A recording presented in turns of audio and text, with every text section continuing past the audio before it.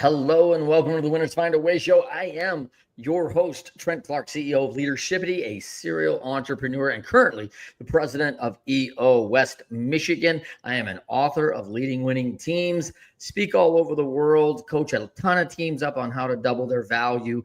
But most people know me because I spent over 12 years coaching in MLB and 3 World Series. And today, on the Winners Find a Way show, I have got my special guest and friend, Dr. Michael Guadagnino III. How you doing, Dr. G? What's happening, buddy?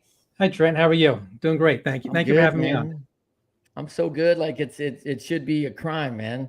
And they call you Dr. G. They talk to you Dr. Guad. I know your blog is Dr. Guad. Like people know you in the health, fitness, wellness industry, and you are a man that might have the fountain of youth here as we go, because people come to you to stay healthy and longevity. Is that fair? That's fair to say, yes. Yeah, I love it, man. I think we written a book on that too. That's right. We've written the book. I love this. And give them the name of your book. The name of the book is Fitness Over 50, 60, 70, and Beyond. Now, a lot of my blog stuff and a lot of my social media used to be Fitness Over 50. And people used to come to me and say, well, what about I'm over 60? I'm over 70. So, we just include it all now. Fitness over 50, 60, 70, and beyond.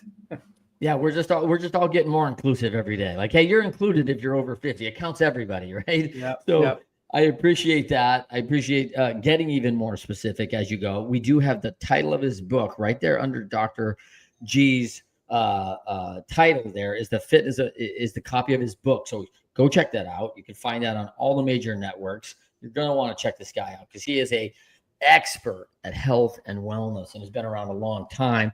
Now, New Jersey native, born and raised, man, and still in Jersey, with the practice. And did you married a Jersey girl?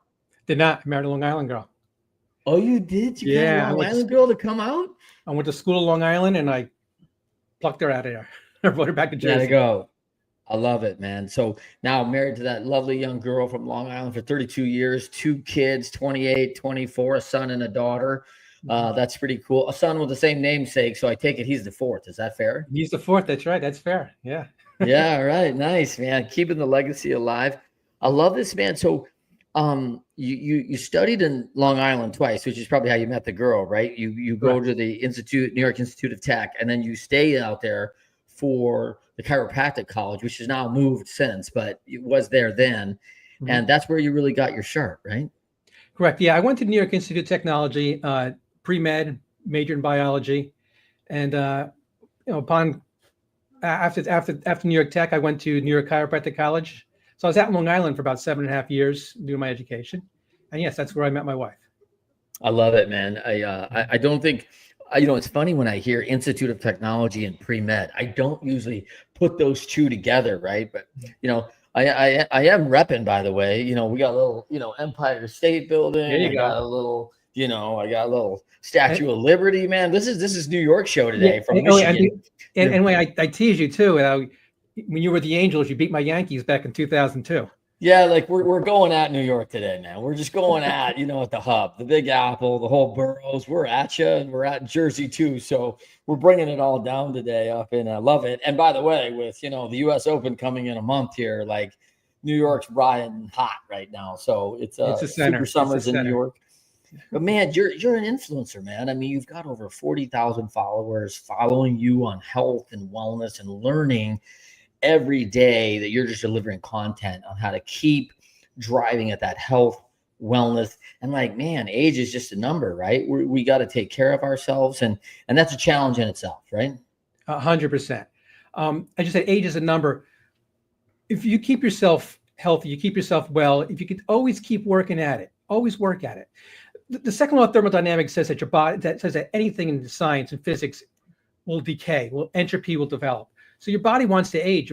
So you need to fight that. You need to continue to eat right. You need to continue to exercise. Mental thought, mental process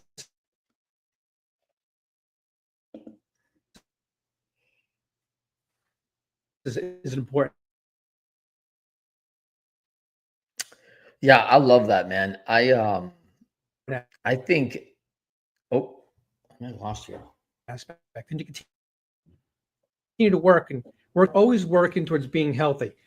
In science, they talk about entropy, where everything leads to disorder. Our bodies will age as time goes on, and things will happen. Things won't want to work as well. We don't manufacture the same amount of chemicals in our body. As long as we continue to exercise, eat right, use supplementation, positive thought, we can continue to fight that process and be younger, be that Jack LaLanne who, at the age of in his late 90s, was healthy until he died. I mean, that's what we want. That's what we strive for. Look at someone like Chuck Norris. Another guy, he's 84 years old. He's more fit than some people in their 30s. Yeah, and it's funny, we've had these iconic models to follow, right? Jack LaLanne, you mentioned that, great. A lot of young folks may not know that name on the show. Jack was an incredible icon of fitness before anyone really knew what fitness was, right? And then of course, other people too. What was the big teacher? Sweating to the oldies. He was fit forever. Yes. Yeah, and then you just mentioned Chuck Norris. Amazing. Schwarzenegger's trying to keep his health well through these years as a fitness icon, and finding out it's not easy. It's not easy to keep moving. No, it isn't. There's another lady I like to talk about where I write about in my book. Her name is Joan Campbell. At 59 years old, she began to take care of herself. At 59, she started, and she began swimming and doing competitive swimming. And up until into 92 years old, she was able to swim 15-meter laps. So it's incredible that if you do work at it, it can be done. And you follow these models, follow the instructions from the books, follow the instructions on videos. It can be done. It can be accomplished. One of the things I love is that, I discovered kind of swimming in college for fitness. That was a big deal for me. It was like, how can I get fit without keep tearing up my body? I'm a 2-sport Division I athlete, and I want to go and work out hard, but I need something that doesn't tear me up. And I discovered swimming. And I learned how to swim because my technique was trash, right? So that was a huge thing. And I learned how efficient you could be, and I wasn't. And then, but now now in my 50s, I've gone through the triathlon world, and, I love the training because, man, I come out of the pool exhausted, yet I don't have the structural, I don't have the joint pain, I don't have all those things. And so I get all the benefit of being in the water. I get all the fitness benefit.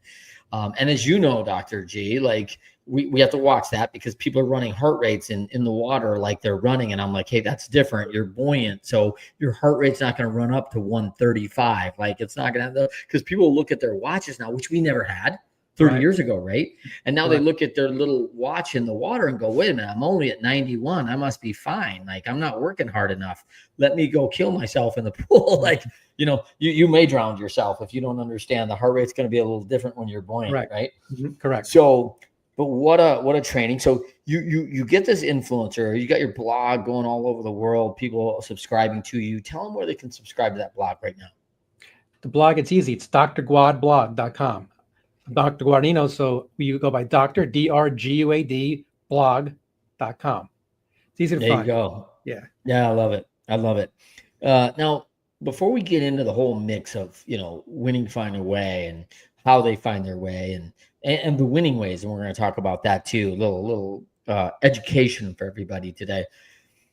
What most people don't know about you, Dr. G, is that you were a fabulous trumpet player as a kid, and was like, hey, man, I might go into healthcare and medicine, but I can see myself in some great little, jazz places and playing some music in my life as a trumpet player. And you were talented to the consideration of hey, could I see myself at a Juilliard and go that route and actually consider that? Is that fair? Yeah, thank you very much for bringing that up. Yes, that was a big part of my youth. It was playing the trumpet. And I used to play in jazz bands. I used to play in wedding type bands up through early college. I played a lot. Once pre-med really kicked in, I just didn't have the time anymore, and the choice was obvious which way I want to go. But yeah, I played a lot, and every once in a while I'll still take it out and play it. And my old band director from high school, I still keep in touch with. He's a great guy, and we every once in a while we kid back and forth that I should pick it back up again. But you never know. Mm-hmm. Well, it's for something that's such a big part of your life, because people knew you as the trumpet guy. Like they knew you were talented. You get a lot of positive energy and success from that, right? And I'd love to hear a couple of the lessons you learned in getting to that level with the trumpet that you've applied now in your healthcare and medical field. Because when we have that, that's not an easy sacrifice for someone who gets a lot of notoriety, a success, a lot of positive energy from. It's a real choice that, hey, I'm going to get this from my healthcare down the road, and I have to give up something that's pretty important to someone. And those are kind of the sacrifices we make for our families, for serving other people. You've served a lot of other people in a lot of way, which the music serves a lot of people, but this is a different way. A hard choice for a young man, and we do make those choices along our way for other talents we give up. I'd love to hear a couple of things of what you learned by developing that talent as a young man to how you've carried that into your healthcare and those lessons. Well, the key thing is perseverance. Without perseverance, there's really nothing. There are always going to be great times. There are always going to be down times. There are always going to be medium times. But you have to constantly strive to head in that one direction. I talk about goals, and I talk about my book too, that you set your goal, whatever your goal may be, no matter how grand it is, you set your goal, and then you work your way backwards. As we said, reverse engineer. What do I need to get there? And you work your way back and bring it back and bring it down. And as far as music, it might be just sitting in my room playing some scales. With healthcare, it might be just, today I'm going to walk a little. I'm going to drink some water. Tomorrow I'm going to do a little bit more. I'm going to start to focus more on my diet. And you keep working those steps up and up and up. And you look back 2 years later, 3 years later, 4 years later, and you see how far you've come. I mean, it's always striving for that. It's perseverance. It's people talk about motivation. A lot of times motivation is short-fleeted. New Year's goals, resolutions, a lot of times don't last till February. But you got to put that plan in place of how you want it and just continue to stay with it. If you're having a down day, there's some days I'm in the gym and I'm sure you say the same thing. You just don't want to be there, but you do it. And when the workout's over, you're like, wow, I'm so glad I worked out. Besides the rush you get from that, the endorphin rush, but you're just glad you did it. And that's everything is just perseverance. Anything in success is perseverance. You're going to have, even in my practice, you have some days where everything is humming and it's going great. And you have other days, just nothing's going great, but you strive through it. You figure out, what do I need? And my daughter is still a real fantastic soccer player. She played in college. And when things weren't going right, I used to say to her all the time, I'd text her at school, when I see her at her games, I'd say, what am I not doing right? And how can I fix it? And that's what it comes out. And you break it down to that small thing. One day she might come and say, I was shanking the ball. Okay, what you're doing, was it your hips? Was it the way you take it on that, you break it down to that one single step, that one single little thing. And you make that change. And that little change today, over a period of a year, 2 years, 3 years, it's incredible. It absolutely is incredible. And I always tell people to take diaries, write diaries, write down things that you're appreciative of, and then things that you want to achieve. And as you achieve them, you move those achievable things you've achieved, into the gratitude column. And it's incredible how you can create a diary of your life and of the success. And you can see the success take place. And the more you see the success, and the more you realize that there are those down days, you can achieve them. You could just fight through them. Just continue to be perseverance, go through them, and you could be a winner. I love it, man. When we talk about this on Winners Find a Way, you can check out his Dr. G's book, Dr. Guad, Fitness Over 50, 60, 70, and Beyond. And you can also subscribe to his blog at drguadblog.com. You can find that in the scroll right there across. Check it out, subscribe for sure, get some health tips, and let's talk a little bit about that stuck. The folks have developed poor habits. One of the things that I've always had a lot of people come to me like, man, I really got to drop this weight. They know I've been a strength coach for the top athletes in the world. And they're like, of course you can help me. I'm just 50 pounds overweight. And I'm like, there's a lot of things that you can do, and little things have massive impact, but consistency is so important. And I often remind them, like, if we had a stock that we loved in healthcare, and we were like, man, hey, listen, let's go invest $100,000 into this company, and we are assured that at $100 per share, we were going to gain $1 a week and have a company that we've invested in. It's now worth $152 a share after a year. We're like, wow, we're up 52 grand. We're up over 50%. That is a staggering return on $1 a week. So what I've talked to them about, like, man, you spent 40 years putting your body in this situation. Don't expect it to come off. Let's go for £1 a week. And 52 pounds in a year is a really big deal, but it's consistent habits. And I love what you said about like motivation. Like people are stuck and they try to get some motivation. Oh, I'm going to read me some motivational speaker that I love. I love Anthony Robbins. He's great. Like, and I get pumped up. But like, hey man, in 3 days, I'm going to need it again. I'm going to need some more. So you talk about the difference between motivation and dedication. Let's talk a little bit about how someone gets unstuck. Yeah. Again, it goes back to writing things down, seeing it, writing it down, and basically this is how I'm going to do it. As you know, as a fitness person, that if someone's stuck, well, let's look at the whole thing. I mean, it's look three-dimensional. You may not be benching what you want to bench, but how's your diet? How's your frame of mind? Are there other things you could do? Is it doing some saunas, a cold plunge, something else to kind of just stimulate your metabolism? You have to look at things, more globally. And like I say, I always use the term three-dimensional as opposed to just the one dimension. I can't bench is what I want to bench. Yeah.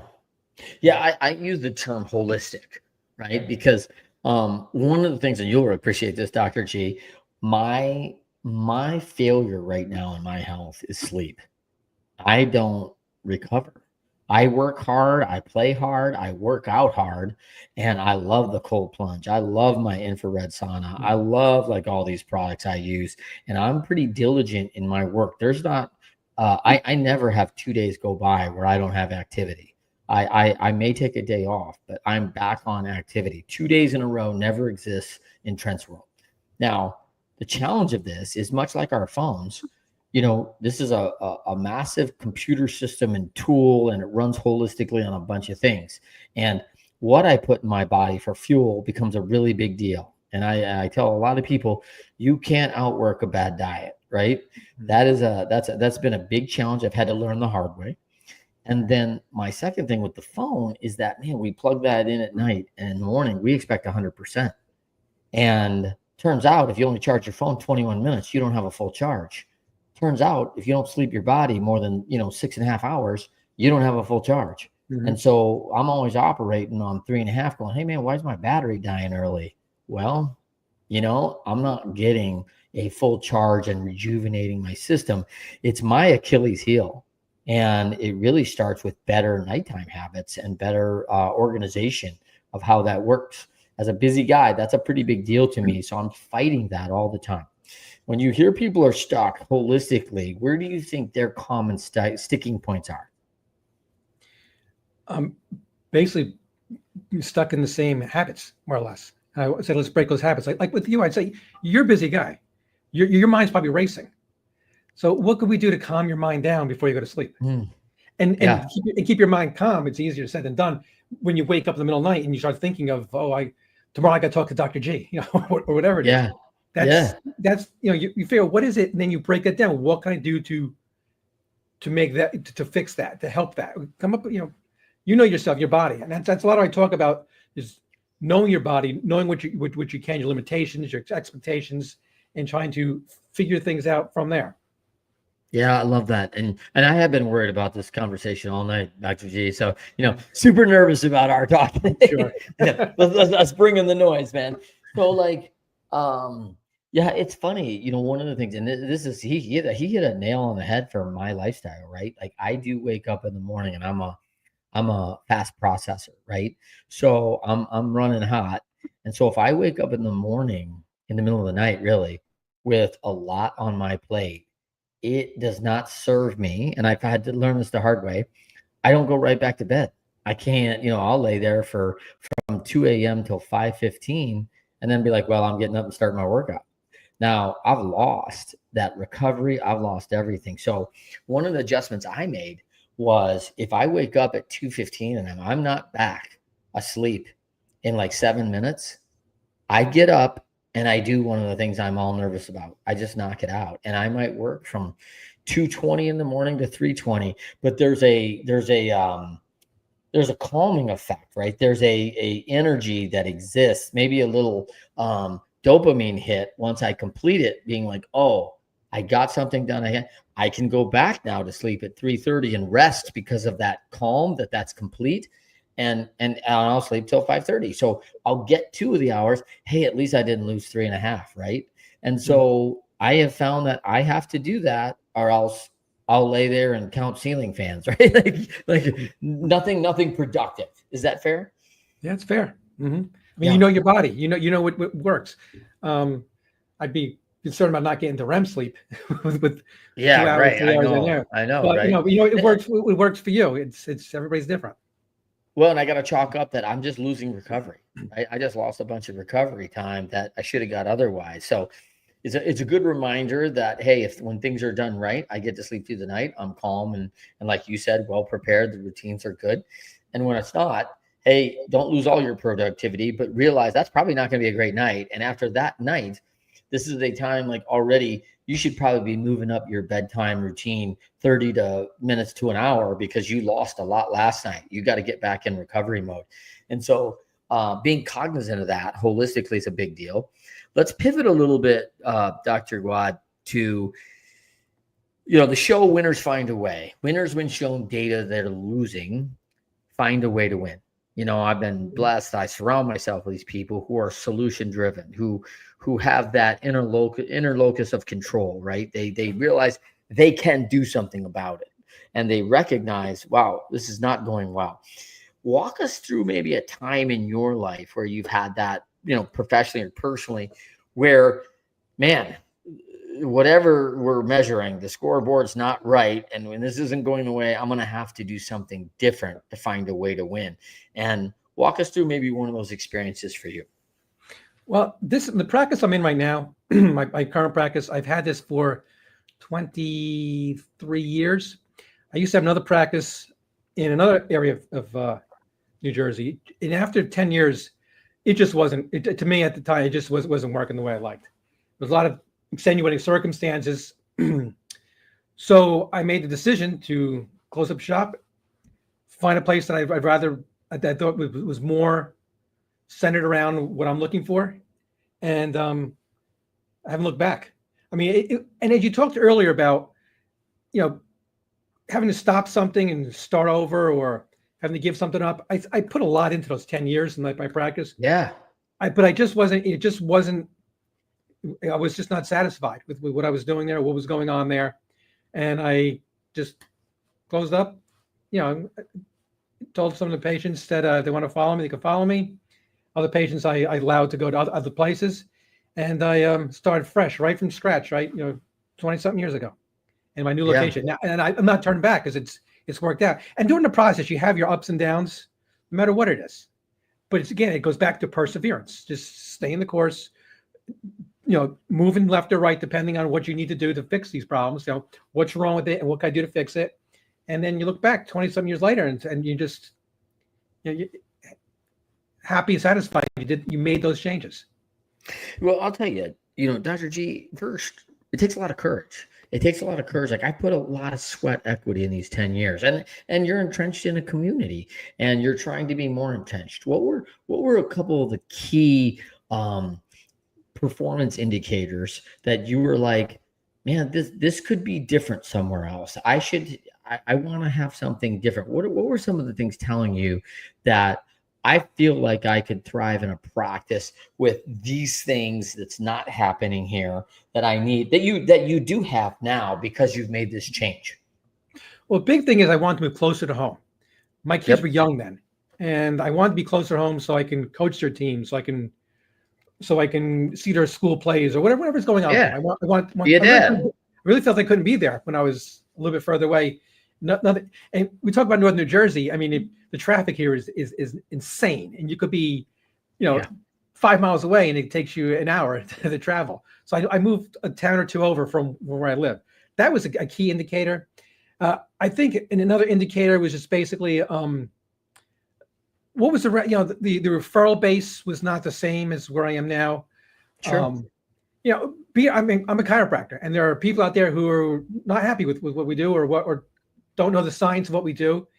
And I was surrounded by a lot of that, and I kind of moved to an area where it's a lot more.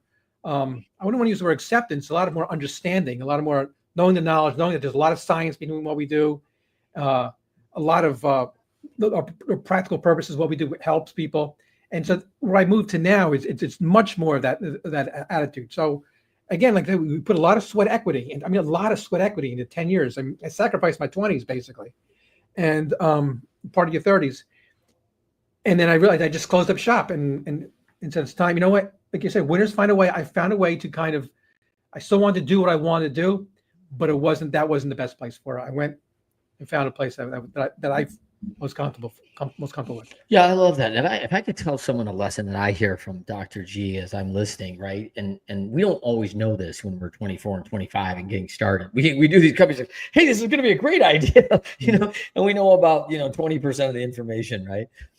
Is think about those non-negotiables, because what Dr. G just said to me is like, hey, being too far away from my family was a non-negotiable. I needed to be a dad. I needed to be a husband. I need to get back to that. Being in a community that's really loves what we do and is excited about what we're doing. And I have clients that are raving all-stars for me. They are raving fans, which just gives him a great referral base. That's what we're looking for. I have to have that. These are non-negotiables for me. And, thinking about what your non-negotiables are is really, really important. And this is in relationships. This is in your next job. This is in who I want to bring into my organization. What are the things in your culture that you've got to have? And when you see something that's just non-negotiable and you're like, well, I'm going to look the other way on it. I haven't seen that work well over time. Have you seen that? No. And I'll tell you what you're saying is one thing I always told my kids growing up: never settle. No matter what it is, never settle. We only come through this life once. Settling is the worst thing you could do. Yep. Yeah. I love that. That's his next book, Never Settle. All right. Yeah. So that's Dr. G. Never settle. Over 60, 70. I remember. Yeah. Right. Yeah. Beyond. So yeah. So let's talk a little bit about, you've had this practice. Let's talk about, as a family and balancing all of it. You've got practice, you've got the book, you've got the influence, you're growing kids, you're coaching ball, you're, being a husband, walk us through as a leader as you go through this. You have a lot of responsibilities. When you own a practice, you have multiple employees, you have real estate that you either manage or lease, which is a responsibility. You put your name on all sorts of things that says, hey, I'm the guy and I will take care of this. And you start looking at that and adding that all up on paper and going, man, I'm responsible for like 120 people in this whole thing. Like, it's a lot as you go down. Walk us through how you do that as a leader and how you found a way to win in that. Well, it's a jigsaw puzzle. It's basically putting the pieces together as you feel, as they fit. Moving my hour. I have some crazy hours, an afternoon here, a morning there, which have now been, since my kids are older, it's kind of been condensed more, but it was really all over the place to make it work. I did what I had to do. I mean, I even hired someone to come and see some of my patients for a few years so I could run out and coach. And another thing too, the sacrifice I made, was in the evenings, no matter what, I made sure I was home. And even if that was, I had friends ask me, why don't you come on out to dinner, come out over here, et cetera. I'd say, no, I'd rather just be home, sitting on the floor, watching TV, watching the Yankees with my kids, as opposed to, so you just got to put that jigsaw puzzle. And it's every day, just one day, I'm going to do it this way today, this way tomorrow. And then next, again, you just put those puzzle pieces on top of each other and you just build a house. Yeah. I love that. I think that the intentionality of that is what I want people to hear. Like, there are all sorts of choices and we have like all sorts of options, right? We could be going on to the pub with our buddies every night, right? So, and that's fun. That's awesome. And I'm not saying you never do that, right? But that might be reserved for Friday nights only. It's a special occasion every other Friday. And I take my wife, like we go out and this is going to be social time for us too. And so how am I going to do this intentionally and create an environment where we're all winning, not just Dr. Michael's winning, like we're all winning. Right. And I got, you're cognizant of how but those it's the other puzzle 120 piece. Yep, Yeah, that's right. it's figuring it out. It's not doing things, cold turkey, but it's making it work. Just basically making it all work. And like you said, non-negotiable is my family. Non-negotiable is my practice. My non-negotiable is really my patients, because you have a you make a commitment to them, and people. An oath is what you made. You made an oath. Yeah, completely. And even as an author, the people who read my book, the people who follow me on social media, I'm making a commitment to them. So, and then you just work your way down to what's most important. And again, it's putting the piece together and building that house. I love it, man. I love it. I love people that understand,